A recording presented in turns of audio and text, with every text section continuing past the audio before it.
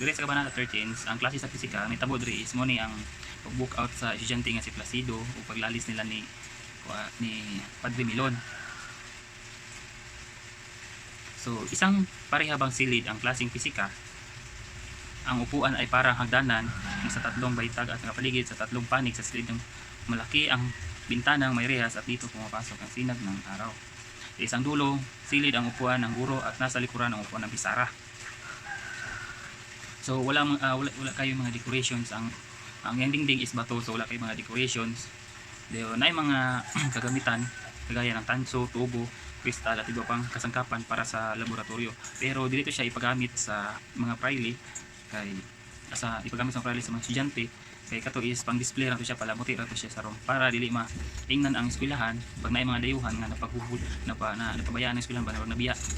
So mao to para po i-present nga ang eskwelahan is naka-present sa mga estudyante nga mayroon wala pag-eskwela na. So ang guro dito mo to si Padre Milon.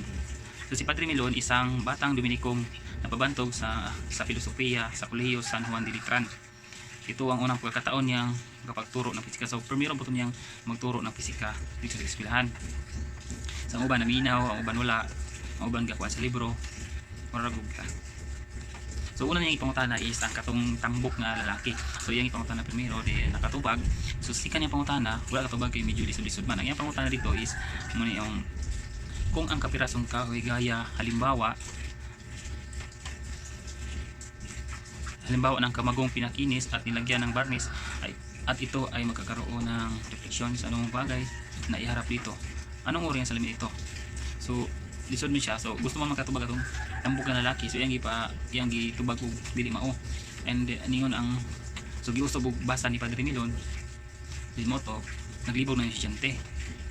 Dito ni insert si Juanito Pilais na iyang ni istorya siya nga iyang gitubag bisan siya gitawag si Juanito Pilais is tapad siya atong tambok. Iyang gitubag is ito ay nauri sa salaming kahoy mo iyang gitubag. So nagkatawa ang si Padre Milon sa ilang gitubag. So naghatag na po utro si Padre Milon mo to nalito na jud ang tambok ng lalaki.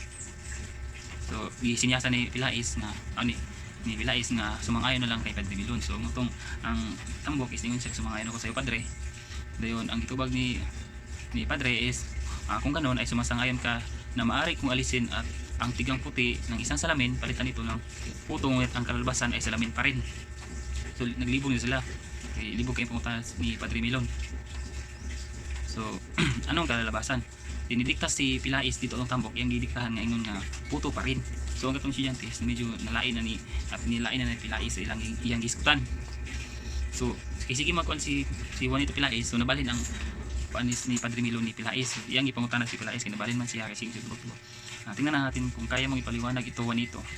Ang salamin na nasa ibabaw na ang ibabaw habang pang ibabaw o ang pinagkapitan nito ay isang substansya na walang pinagbago at di essential na ibabaw dahil ang ibabaw ay isang aksidente lamang ng substansya ang katawan nito. Ano ang masasabi mo tungkol dito? So ang itubag ni Pilais is ginanyag sumang-ayon ako dito.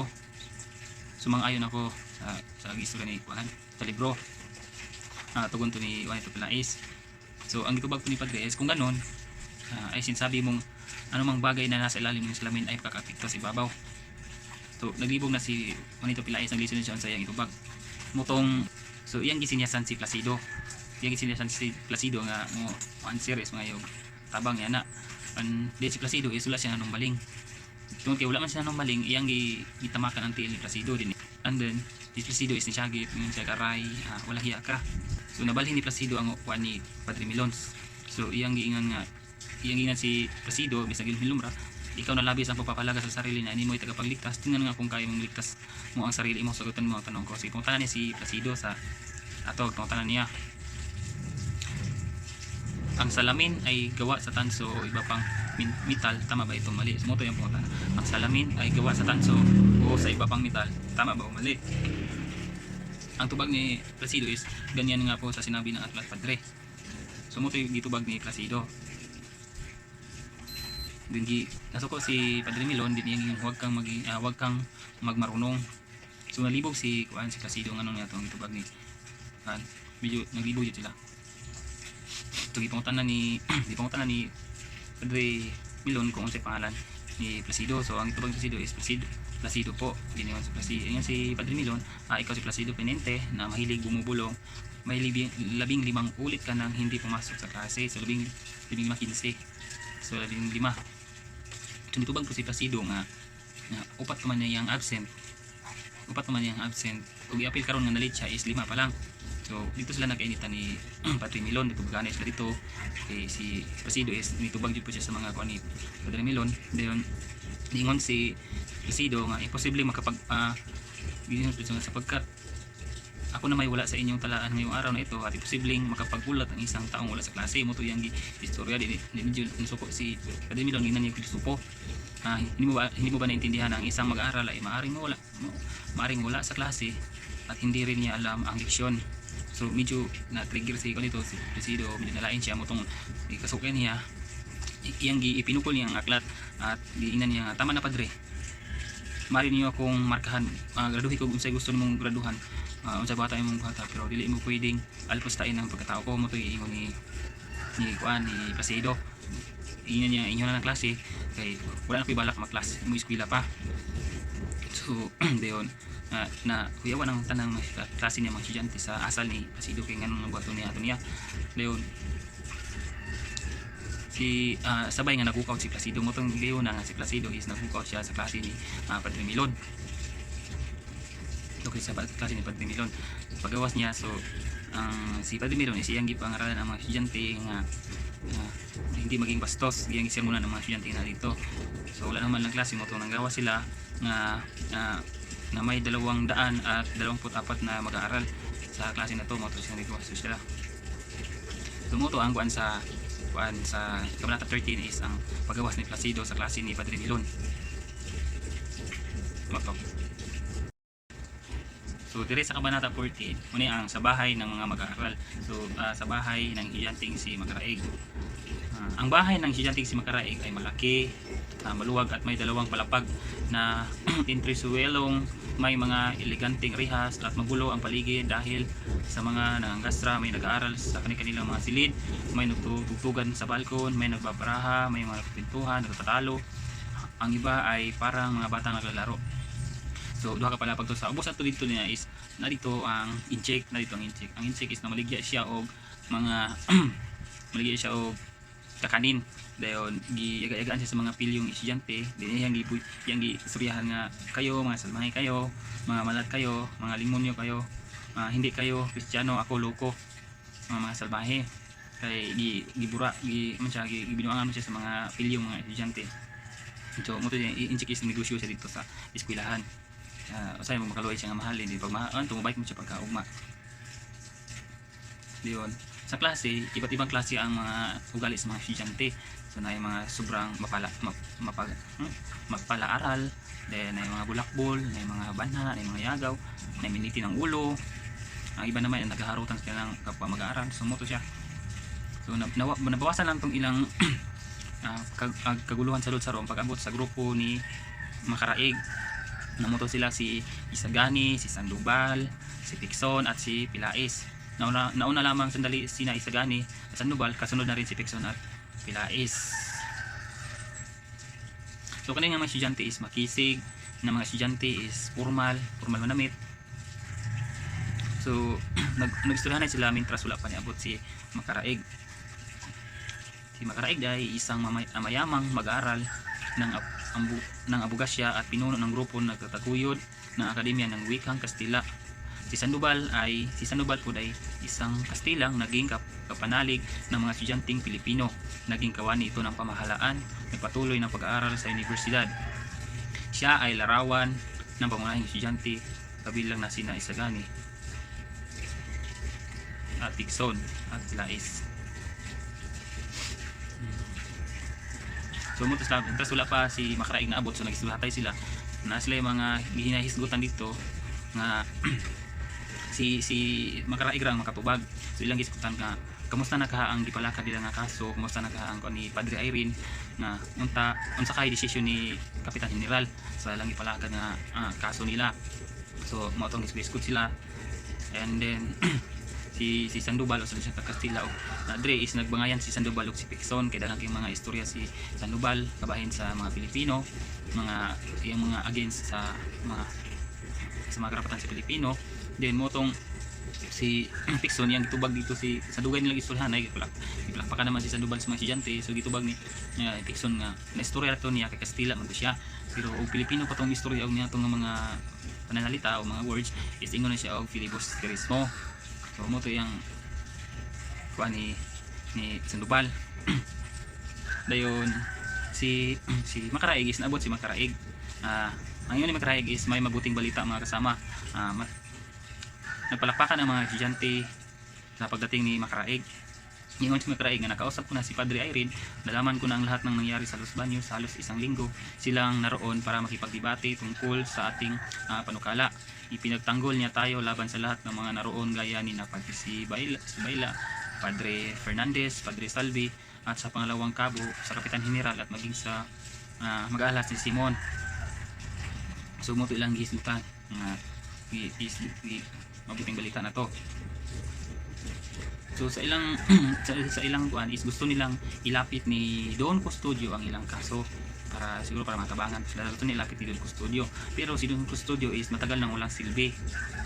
Si Don Custodio ay isang tagapangulo ng lupon ng mga paaralang primarya. So si Don Custodio siya tagapangulo ng lupon ng mga paaralang primarya, ngunit siya ay walang silbi na lupon. Mali, wala na siya ni active. So naisip nila ang Council Studio para muling buhayin sa pamagitan ng pagdindig ng kaso nila silang panukala. So paminaw nila kayang lutason ni Don Custodio ang ilang problema.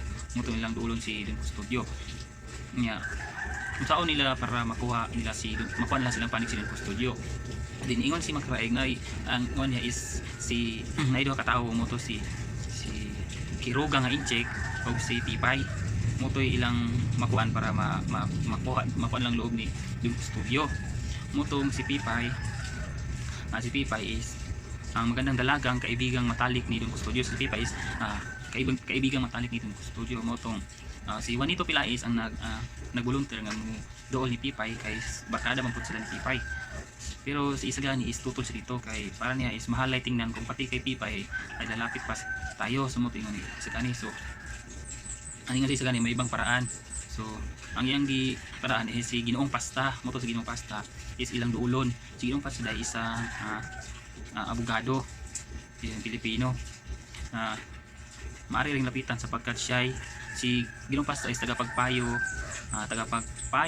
at tanungan ni Don Custodio. So doon po si Custodio o si Ginoong Pasta. So mo to ilang plano nga mo adto sila ni Ginoong Pasta. Si Isagani mo ato ni Ginoong Pasta. Mo to ang din sa next sa kabanata 15. Pagabot sa kabanata 15 muna ni ang pamagatan o si Ginoong Pasta. Si Ginoong Pasta ay kabilang sa pinakabatang abogado sa Maynila. Marami siyang kliyente dahil kilala siya sa kahusayan sa pagtanggol ng marami at marami ang naghihintay sa kanya, kaya matagal bago mapaunlakan si Isagani. So Isagani is niadto na sa Isagani dito sa bulwagan ni Ginoong Pasta. Dito na siya dito, no? And then pag mundugan na kasulti sa kadagan siya mga kliyente. Pagpasulod ni Isagani, si Ginoong Pasta is nakaduko lang siya, wa siya galantaw sa iyang panauhin. Si Ginoong Pasta di ay medyo panot na siya, kaya iyang ulo medyo panot na. So mo to paghangan niya kay si Isagani man ang iyang nakita mi sa Isagani is iyang gikamayan din sabay hingi o pasensya kay kailan man siya ni Isagani kay si Ginoong Pasta is kaklase o matalik na kaibigan sa iyang tiyuhin ni Isagani. Mo to siyang naging si pasensya ni Isagani. And then si Isagani is nag-istorya siya sa iyang mga purpose yung tuyo ni adto siya dito ni Ginoong Pasta. Pero si Ginoong Pasta is na siya nahibalaan o kabalita na siya unsay tuyo ni Isagani dito, pero wala lang siya naminanon siya sa side ni Isagani unsay isulti. So mo to siya ang ipaminaw ang mga gitong istorya ni Pasta nga ni Isagani about silang panukala, silang paghingi o pabor. Pero si Ginoong Pasta is nasa siyang kagalingon nga dili siya making gilabot, di siya makialam ato. So ang iyang gibuhat para kaya po niya wala niya gidirect ang istorya sa Isagani nga dili siya masugot ato siguro o siya ni direct. So iyang gibuhat iyang gilito ang una-una ni Isagani. So iyang gipaligoy-ligoy, gipaikot-ikot ni Isagani para mapalayo bitaw atong istorya, malimtan, mapadaplin motong iyang kisgutan og mga batas, mga panukala sa bayan.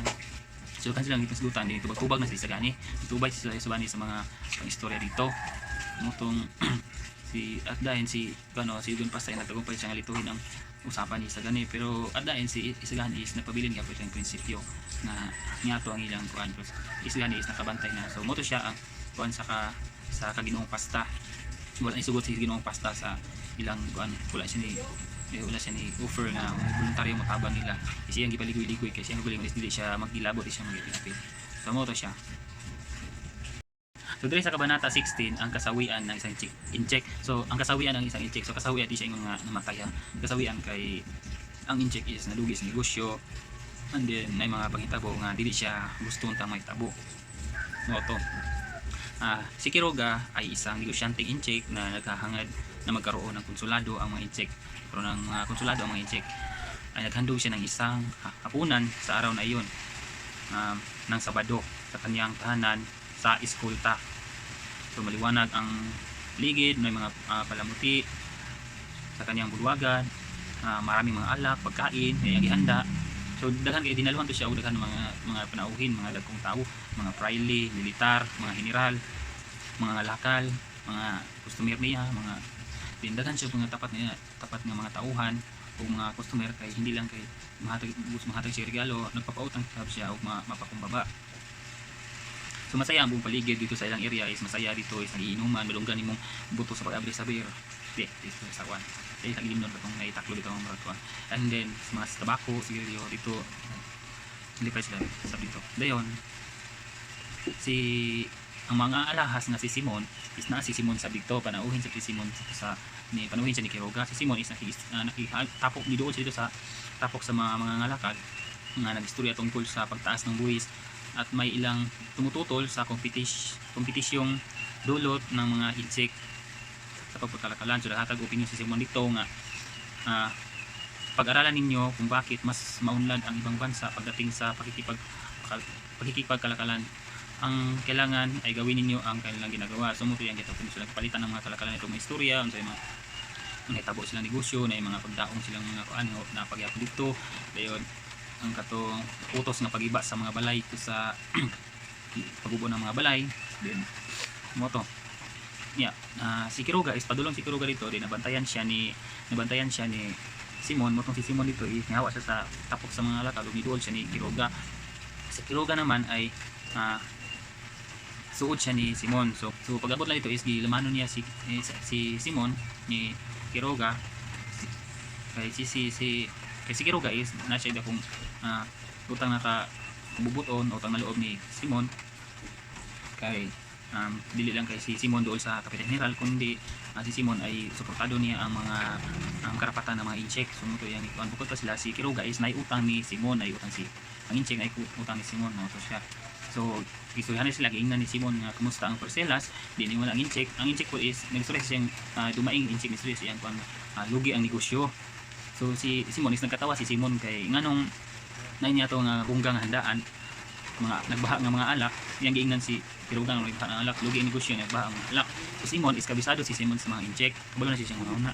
Once ang incheck nga nakangiti, lugi na sila, lugi ang incheck po yung nakangiti. Pag malungkot ang incheck, siguradong pumapaldo ang ilang negosyo muna. So ang gipalit ni Quiroga nga porsilas is para to siyang asawa nga Indiana, pero mura og incheck. Pero wato nahatag sa iyang asawa kay gikuha to siya sa babayi nga malapit sa magkapangyarihan. Pero then kinahanglanon pud sa mga incheck. So wa siya nabuhat nga gikuha sa babayi ang katong porsilas. So motong ulan yan hatag siyang asawa kay gikuha man sa babayi ko niya ang karong bayi is kinahanglanon pud nga pan sa mga incheck para sila. Then ingon nagisurahan pud si Simon o si Quiroga nga si Simon is iyang purpose yung tuyo ni Quiroga is na siya ituyo nga minanglan si Simon og budiga para sa iyang mga armas ug bala. Moto yang tuyo ni Quiroga. Si Quiroga is medyo nakuyawan siya, nakalitan kay niato dili ko siya gusto niato. Mantala iya ganing si Quiroga nagay si revolver pero walay bala ang iyang pusil. So moto siya nakuyawan siya. bagamat hindi siya makatanggi sa gikuan ni Simon kay si Kiro guys na siya dako siya pagkakautang ni Simon tang loob, so di siya makabalibad. So diningon si Simon nga pwede man siya mangita og lain pero manginahanglan siya og kwarta nga 900,000 para pangtakip sa mata sa mga ubang mga balay. So iyang yung maplano to is if makatag na to po sila, then if may madakpan ako no ang kasi magkapalit na to is magkakapira na po sila kay ang madakpan ito is mangutang naman po, mangutang para ipang piyansa o niya na unsa diya. So mo to ilang plano. So ulay na buhat si Quiroga dili unta siya pero nutsoy siya mutong sugot siya nga ikuan ang yung mga bala ko sa budigan ni Quiroga kay umay siya mabuhat ako sa pagkautang na loob ni Simon. So nibalik sila sa sala si Simon o si Quiroga. So dito sa pulutong sa mga pare nahisgutan dito, sila dito nga naghisgot sila dito tungkol sa ulong nagsasalita sa may perya sa Quiapo na pinamahalaan ni Mr. Leeds. Ulong nagsasalita sa perya sa Quiapo na pinamahalaan ni Mr. Leeds. Ayaw maniwala ng iba na gigamitan po siya o mga pandaraya sa pamagitan ng salamin. Pandaraya sa pamagitan ng salamin kay Juanito Pilais nagula ang kwento. So kay Juanito Pilais. So sinabi ni Simon, istorya si Simon nga mas maayo kung atuunin niyo dito yung lantaw ug saksihan yung maayo para mahibalan unsay tinuod. Ang lahat is maayon maliban kay Padre Salvi at Don Custodio, pero kalaunan ay napapayag din nila si Juan si tatong duha na muadto dito sa lantaw para mapamatudan nila kung sa tinuod kung nandaraya ba to mahitabo dito. So gusto nila nga na malantaw to nila nga pribado lang para ilang mahibawan.